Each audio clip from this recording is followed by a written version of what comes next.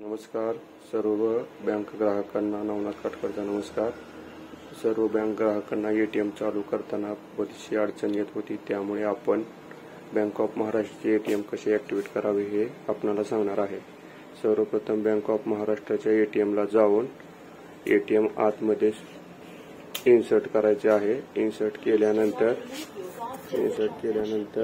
Bank एटीएमच्या स्क्रीनवर Ripon हे option येत आहे. त्या रिपिन ऑप्शनला क्लिक केल्यानंतर प्रोसीड या बटनावर क्लिक करायचं आहे. प्रोसीड या बटनावर क्लिक केल्यानंतर OTP डिस्पेन्स होईल. मोबाईलवर OTP आलेला आपण चेक करून लिहून घ्यायचा आहे व आलेला OTP आल्यानंतर पुन्हा एटीएम इन्सर्ट करावायचे आहे. एटीएम इन्सर्ट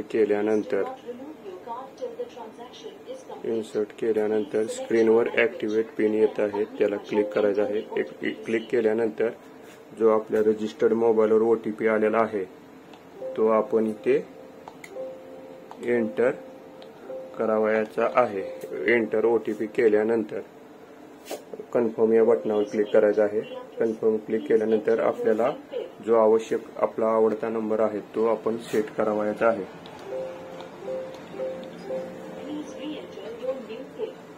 पुन्हा एकदा आपल्याला आवडता नंबर एंटर करावायचा आहे